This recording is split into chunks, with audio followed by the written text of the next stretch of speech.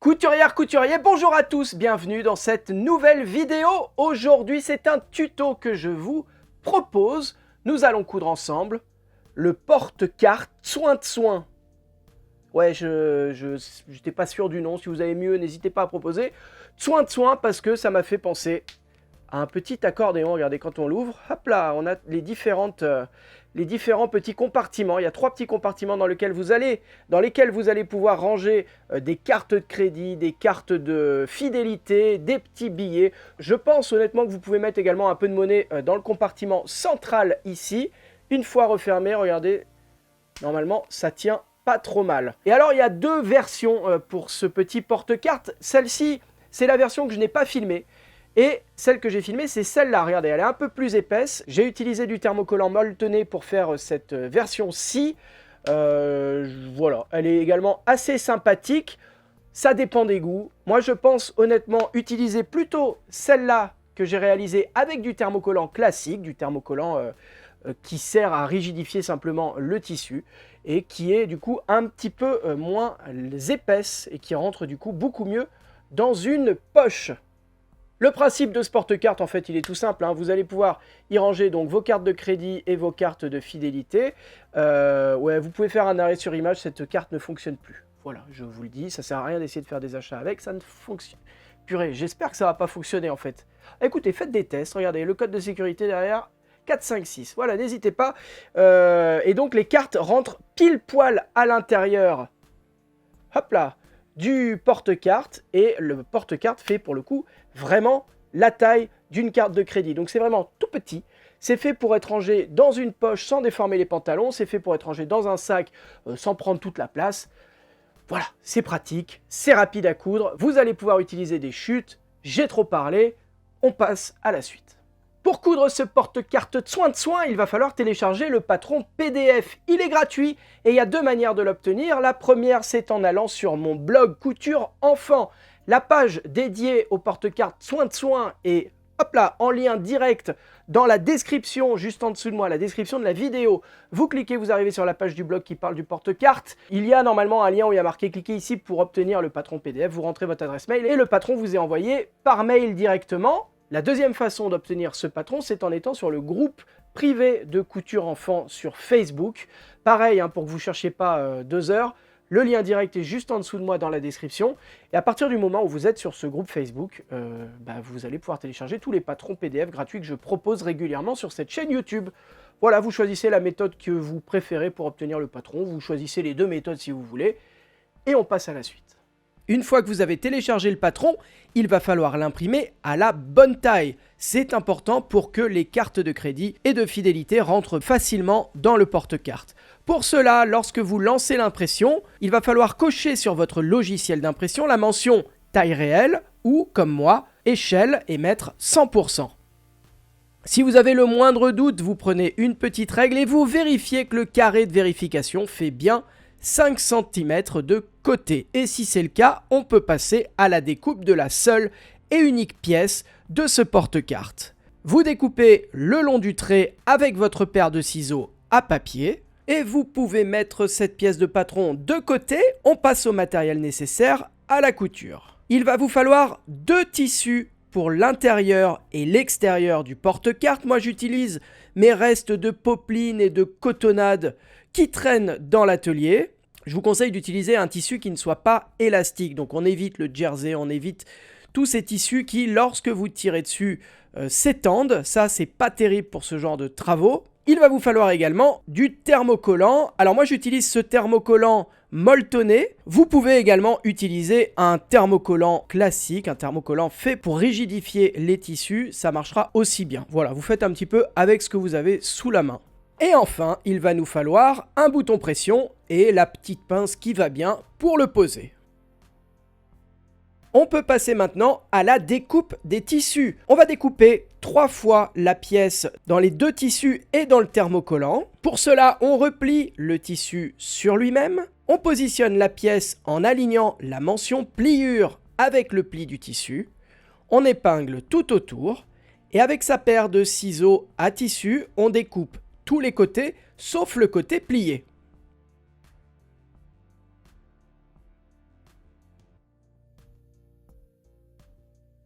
Et ainsi, on a notre première pièce du porte-carte Tsuen Tsuen. On va procéder exactement de la même manière pour la découpe du tissu intérieur ainsi que pour la découpe du thermocollant. Et avant d'aller plus loin, je vous propose de thermocoller le thermocollant à l'un des deux tissus. Je vous conseille de thermocoller le tissu extérieur. Pour cela, vous positionnez la pièce de thermocollant avec le côté collant face à vous. Et par-dessus, on vient positionner l'envers du tissu. Donc on colle bien l'envers du tissu au thermocollant. Donc moi, pour ce tuto, j'ai utilisé un thermocollant molletonné. Si vous utilisez du thermocollant classique, plat, qui est juste là pour renforcer le tissu, ça ne change absolument rien. La procédure est quasi similaire. Ce qui va changer, c'est le temps de pause, le temps pendant lequel vous allez presser votre fer à repasser sur le thermocollant. Pour le thermocollant molletonné, on va utiliser une pâte mouille. C'est normalement une pièce de coton humidifié qu'on pose par-dessus le tissu lorsqu'on repasse. Moi, j'utilise cette pâte mouille synthétique qui a exactement le même effet mais qui m'évite de détremper le tissu avant de commencer. Et avec un fer à repasser et sans vapeur, on vient presser pour que le thermocollant thermocolle. Et on peut maintenant passer à l'assemblage à proprement parler. Vous positionnez l'une des parties du porte-carte endroit face à vous. La partie extérieure, la partie intérieure, ça ne change rien. Et par-dessus, vous venez positionner l'autre partie endroit contre endroit en alignant bien les bords. Et à la machine à coudre, on va piquer tout le long en laissant une ouverture de quelques centimètres sur l'un des côtés. Cette ouverture va nous servir par la suite à retourner le porte-carte sur l'endroit. On épingle tout autour et avant de passer à la machine, on va se tracer un petit repère pour les angles intérieurs, ces angles-ci qui sont à mon goût un peu plus difficiles à respecter lorsqu'on veut piquer à 1 cm du bord. C'est toujours un peu délicat, donc ce que je vous conseille, c'est de reporter les marges de couture comme ceci en faisant un trait à 1 cm du bord et vous aurez ainsi l'endroit où vous devez vous arrêter de coudre pour avoir un angle parfait à cet endroit-là.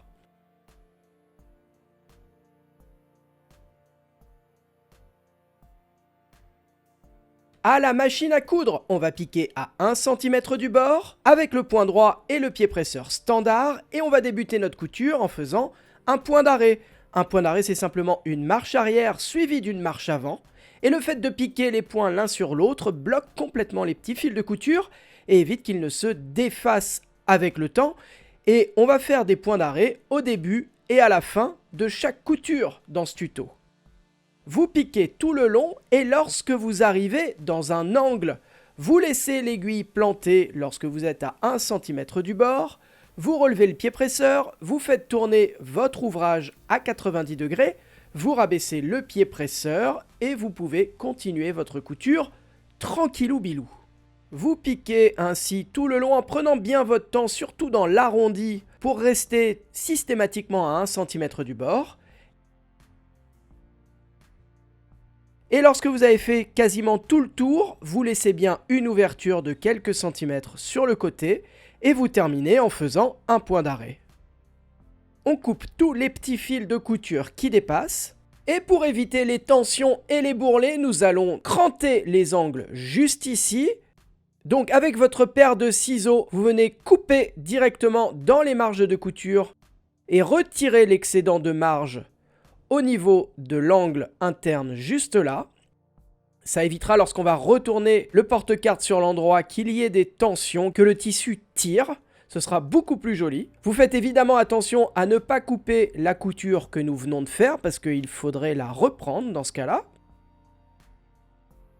Au niveau de l'arrondi, on va également retirer l'excédent de marge de couture. Ça évitera les bourrelets. Et au niveau des 4 angles du porte-carte, nous allons couper l'excédent de marge de couture pour éviter les bourrelets à cet endroit. Puis par l'ouverture que nous avons laissée lors de la couture, on vient retourner le porte-carte sur l'endroit. Et avec un petit outil ou simplement un objet un peu pointu, mais pas trop pour éviter de trouer le tissu, vous venez donner une jolie forme à votre porte-carte en repoussant les angles et les côtés depuis l'intérieur. Et je vous entends déjà chouiner, mais qu'est-ce qu'on fait de l'ouverture? Est-ce qu'on la laisse comme ça? C'est vraiment pas joli. Non, vous rentrez les marges de couture à l'intérieur du porte-carte, vous mettez une petite épingle ou une pince pour refermer, et pour le moment, on n'y touche pas.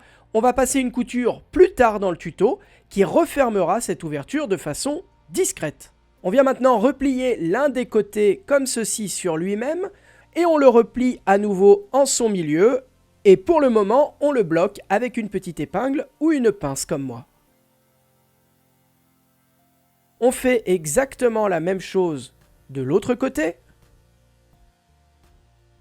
Les deux plis doivent se toucher au centre du porte-carte. Vous pressez le pli de façon à le marquer. On vient positionner les deux bords endroit contre endroit comme ceci. On vient mettre une petite pince de chaque côté des plis parce que les plis que nous venons de former, nous allons coudre dessus. Histoire de ne pas se planter lorsqu'on va coudre, histoire de ne pas perdre le pli qui pourrait au fur et à mesure s'effacer, je vous conseille de le marquer d'un coup de craie ou avec un crayon qui s'efface. Et ainsi à la machine, il suffira de piquer sur le trait directement. J'espère que vous n'avez pas changé les réglages de votre machine parce qu'on est toujours au point droit avec le pied presseur standard. Mais cette fois, on pique sur le trait. On débute notre couture en faisant un point d'arrêt. On pique tout le long et on termine en faisant un point d'arrêt.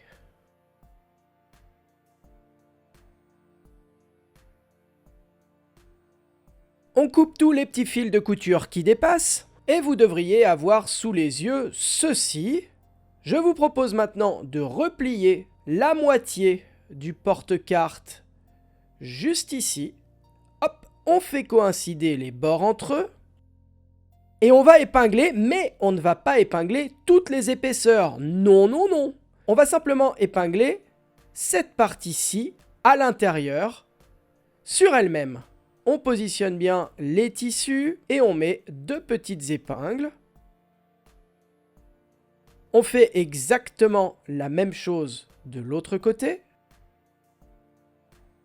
Pour que ce soit plus simple, je vous conseille de dégager comme ceci la partie que nous allons coudre. Et nous allons piquer ici et là. À la machine à coudre, on a gardé les réglages habituels, le pied presseur standard, le point droit, mais cette fois, nous allons piquer au plus près du bord. On débute la couture par un point d'arrêt, on pique tout le long et on termine la couture par un point d'arrêt. On fait exactement la même chose de l'autre côté. On coupe tous les petits fils de couture qui dépassent.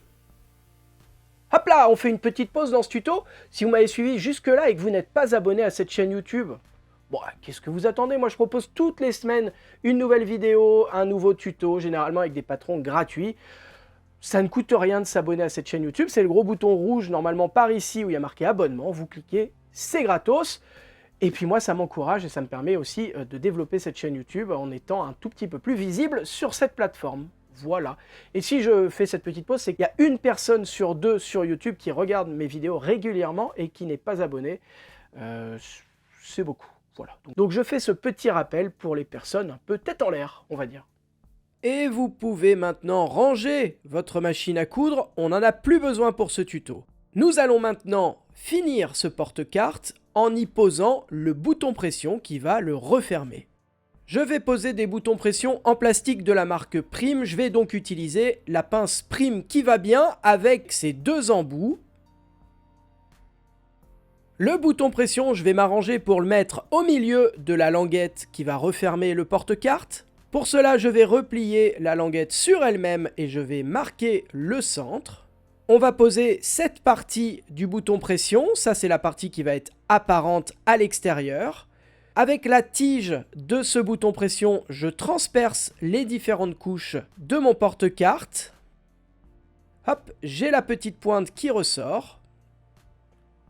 Et je vais positionner par-dessus la partie mâle du bouton pression. La partie mâle, c'est celle-ci. Et avec ma pince, je vais venir écraser la tige de la pression. Comme cela. Il ne nous reste plus maintenant qu'à positionner la partie femelle de la pression. Pour faire cela proprement, je vais fermer mon porte-carte et je vais presser la pression de façon à marquer le tissu, marquer l'endroit où se positionne le bouton pression. Et à cet endroit, c'est là que je vais poser l'autre partie du bouton. À nouveau, je transperce mes différentes couches de tissu avec la tige du bouton pression et par-dessus, je viens mettre la partie femelle. Et avec ma pince à pression et toujours les mêmes embouts, je viens écraser la tige du bouton. Et votre porte-carte est désormais terminée. Bravo à vous! Merci à toutes et tous d'avoir suivi ce petit tuto jusqu'ici. J'espère qu'il vous a plu. Si c'est le cas, vous n'hésitez pas à me le dire en laissant un petit commentaire, un pouce en l'air et surtout en vous abonnant à cette chaîne YouTube. C'est le gros rectangle rouge juste en dessous de moi, je pense par ici. Généralement je me plante donc ça se trouve c'est là. Il suffit de cliquer, c'est gratuit. Si vous voulez soutenir mon travail, c'est possible également en donnant un petit peu d'argent via YouTube. C'est l'autre bouton où il y a marqué rejoindre, un bouton bleu normalement. Il y a plusieurs paliers pour m'aider à développer cette chaîne YouTube, à pouvoir embaucher un monteur ou une monteuse, des personnes qui vont m'aider à faire les patrons, à écrire les articles sur le blog. Bref, à faire en sorte que toute cette machinerie fonctionne sans trop d'accros et sans être dépendant aussi des publicités qu'il y a sur YouTube. Moi, je vous dis à la semaine prochaine pour une nouvelle vidéo. D'ici là, prenez soin de vous. Bonne couture. Bye bye.